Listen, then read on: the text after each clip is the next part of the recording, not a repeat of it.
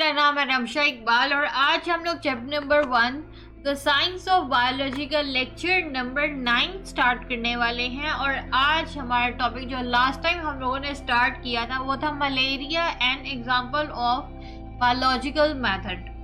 यानी कि हम लोग इसमें देख रहे थे कि मलेरिया को किस तरह से साइंटिस्ट या बायोलॉजिस्ट ने सॉल्व की थी, इस मिस्ट्री को किस तरह से उन्होंने बायोलॉजिकल मेथड के सारे स्टेप्स यूज करके तो सारे रिजल्ट निकाले थे। ठीक है, लास्ट टाइम हम लोगों ने पहली प्रॉब्लम को डिस्कस किया था कि मलेरिया किस का कॉज क्या है, मलेरिया किस तरह से अकर होता है। ठीक है, तो आज हम लोग देखते हैं कि एक और बायोलॉजिकल प्रॉब्लम 2 ये थी कि अब प्लाज्मोडियम किस तरह से जाता है ब्लड के अंदर, ह्यूमंस के ब्लड के अंदर। अब लास्ट टाइम तो हमें पता लग गया था कि प्लाज्मोडियम की वजह से मलेरिया अकर होता है।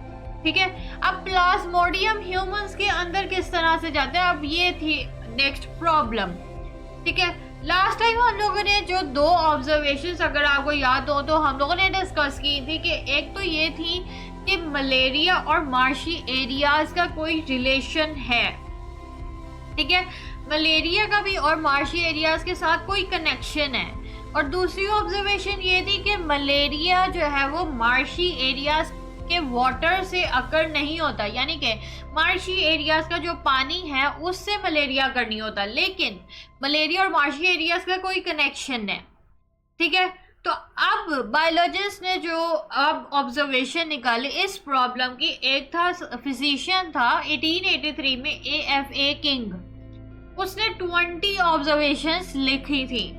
ठीक है, जो उसने ऑब्जर्व की थी उसमें से 3 जो इम्पोर्टेंट ऑब्जर्वेशंस वो उसने बताई थी वो ये थी कि जो लोग बाहर घरों के बाहर सोते हैं, आउटडोर सोते हैं, ठीक है, टेरेस वगैरह में सोते हैं, ठीक है, इस तरह के जो खुली फिजा में सोते हैं उनको ज्यादा चांस है उनको के मलेरिया हो एज कम्पेयर टू उन लोगों के जो घरों के अंदर सोते हैं।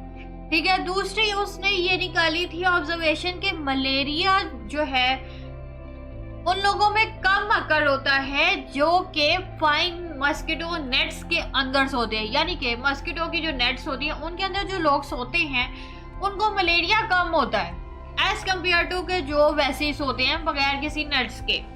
ठीक है, तीसरी ऑब्जर्वेशन ये थी कि इंडिविजुअल्स जो कि स्मोकी एरिया, स्मोकी फायर्स जहाँ पे होते हैं ना, बाहर के जो लोग होते हैं बाहर वाले एरियाज में सोते हैं तो वो पास जो है वो फायर जला लेते हैं, ज़्यादा सर्दी वगैरह हो तो इस तरह के जो एरियाज होते हैं वो अगर स्मोकी फायर के पास अगर सोए तो उनको मलेरिया कम होता है एज कम्पेयर टू उन इंडिविजुअल्स के जो कि बगैर स्मोकी फायर के सोते हैं। ठीक है, ये थी मेन 3 ऑब्जर्वेशंस।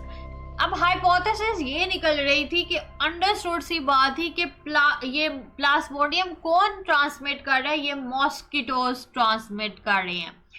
ठीक है, मॉस्किटोज की वजह से जो है प्लाज्मोडियम ट्रांसमिट हो रहा है और इसी वजह से ही मलेरिया भी स्प्रेड हो रहा है बाकी लोगों में भी। ठीक है, ये थी किंग ने हाइपोथेसिस निकाली। अब डिडक्शन क्या बनती है आगे, अगर तो मस्किटोज ही इन्वॉल्व हो रहे हैं मलेरिया की स्प्रेडिंग में तो फिर मस्किटोज के अंदर प्लाज्मोडियम होना चाहिए, क्योंकि अगर मस्किटोज के अंदर प्लाज्मोडियम होगा तभी तो वो जब बाइट करता है ह्यूमंस को तो प्लाज्मोडियम उसके अंदर जाएगा। ठीक है, तो अगर तो मस्किटोज के अंदर प्लाज्मोडियम है तब भी ये फिर रिजल्ट जो है प्रूव होगा कि ये वाकई ट्रू है, ये मॉस्किटोज ही प्लाज्मोडियम ट्रांसमिट करते हैं। अच्छा, फिर यहाँ पे अब आए थे एक्सपेरिमेंट्स हुए थे और रिजल्ट्स निकाले गए। अब एक और साइंटिस्ट था, बायोलॉजिस्ट था, रोनाल्ड रोस, इसने क्या किया था, इम्पोर्टेंट इसने एक्सपेरिमेंट्स किए थे इस पे ना 1880s में। इसने क्या किया था, इसने यूज किया था एनोफिलीज मस्किटो को। एनोफिलीज मस्किटो एक फीमेल मस्किटो होती है। उसने क्या किया कि एनोफिलीज मस्किटो को लिया और उसने बाइट करवाया मलेरियल पेशेंट को, यानी कि जिस पेशेंट को पहले से मलेरिया हुआ है।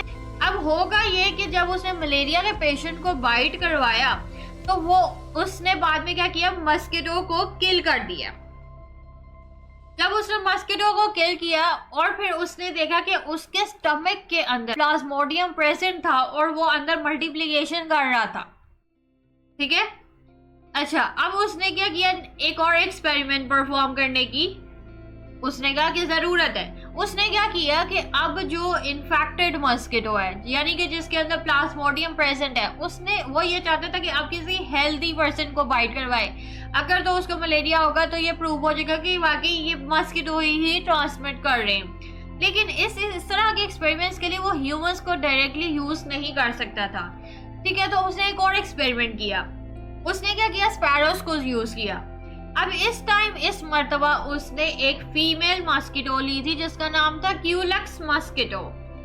क्यूलक्स मस्किटो ने क्या किया, सबसे पहले बाइट किया स्पैरो को जिसको पहले से ही मलेरिया था। ठीक है, इधर भी उसने सेम वही प्रोसीजर किया। स्पैरो को पहले से ही ये मलेरिया था और इसने मस्किटो को उसको बाइट करवाया। अब क्या हुआ, मस्किटो के अंदर प्लाज्मोडियम मल्टीप्लाई करना शुरू हो गया और वो उसके बाद में वो स्टमक से मूव करता करता स्लाइवरी ग्लैंड्स में आ गया। अच्छा, अब आगे क्या किया उसने, ये जो इन्फेक्टेड मस्किटो है यानी कि जिसके अंदर पहले से ही अब प्लाज्मोडियम प्रेजेंट है, उसने क्या किया, एक हेल्दी स्पैरो को बाइट करवाया यानी कि जिसको मलेरिया नहीं है। इसने जब उनको बाइट करवाया तो उसको हेल्दी स्पैरो को मलेरिया हो गया था। ठीक है, क्योंकि प्लाज्मोडियम वो जो मस्किटो के अंदर था वो उसने जाके स्पैरो के अंदर इंजेक्ट कर दिया जिसकी वजह से उसके ब्लड के अंदर, स्पैरो के ब्लड के अंदर भी प्लाज्मोडिया आ गया। ठीक है, तो इससे हाइपोथेसिस प्रूव हो गई कि वाकई यही कॉज है, मस्किटोज ही जो है ट्रांसमिट कर रहे प्लाज्मोडियम को और स्प्रेडिंग हो रही है मलेरिया की। अब एक्सपेरिमेंट्स किए गए ह्यूमन बींग्स में। 1898 में एक इटालियन बायोलॉजिस्ट था, उसने क्या किया, एनोफिलिस मस्किटो ही यूज किया। उसने मलेरिया के पेशेंट को बाइट करवाया। अब ये हो गया है इन्फेक्टेड मस्किटो। ठीक है, मस्किटो के अंदर क्या आ गया, प्लाज्मोडियम आ गया। उसने अब बाइट करवाया किसी हेल्दी पर्सन को यानी कि जिसको मलेरिया नहीं था और बाद में उस पर्सन को भी बाद में मलेरिया हो गया था। ठीक है, तो ह्यूमन बींग्स में भी जब टेस्टिंग हुई है तो ये हाइपोथेसिस प्रूव हो गई कि वाकई यही ठीक है, ये मस्किटोज ही ट्रांसमिट कर रहे हैं प्लाज्मोडियम को और इसकी वजह से ही मलेरिया स्प्रेड होता है हर जगह दूसरे लोगों में। ठीक है, अब मैं आपको ये बुक से पढ़ा देती हूँ। अच्छा, यहाँ से आज हम लोगों ने स्टार्ट किया है। सबसे पहले तो ये प्रीवियस ऑब्जर्वेशंस दी हुई है कि ये आपकी लास्ट टाइम ऑब्जर्वेशंस थी, उसके मुताबिक ये जो ऑब्जर्वेशंस AFA किंग ने दी थी ये मोस्ट इम्पोर्टेंट शॉर्ट क्वेश्चन है। लाजमी ये आपने इसकी ऑब्जर्वेशंस याद करनी है। ठीक है, फिर उसके बाद ये भी आ सकता है शॉर्ट में कि रोनाल्ड रोज ने किस तरह से एक्सपेरिमेंट्स परफॉर्म किए थे। इम्पोर्टेंट शॉर्ट क्वेश्चन है। ह्यूमन बींग्स में किस तरह टेस्टिंग होती है ये भी शॉर्ट में आ सकता है। अच्छा, ये इतना इम्पोर्टेंट लॉन्ग क्वेश्चन नहीं है, ज़्यादा ये शॉर्ट क्वेश्चंस में आता है। ठीक है, और बहुत ही इजी टॉपिक है, आप अपनी वर्डिंग में भी लिख सकते हैं। ठीक है, तो अब हमारा ये चैप्टर भी कंप्लीट हो गया और ये टॉपिक भी हो गया। अगर आपको वीडियो पसंद है ये तो लाइक करें, शेयर करें, सब्सक्राइब करें और लिंक आपको नोट्स के डिस्क्रिप्शन में मिल जाएगा। साथ में एक और लिंक दिया हुआ जो कि फुल बुक है, अगर आपने वहां से स्टडी करना है आप वहां से भी कर सकते हैं। और अगर किसी चीज़ की समझ नहीं आई तो कमेंट्स में पूछें। तो आज के लिए इतना ही, अल्लाह हाफिज।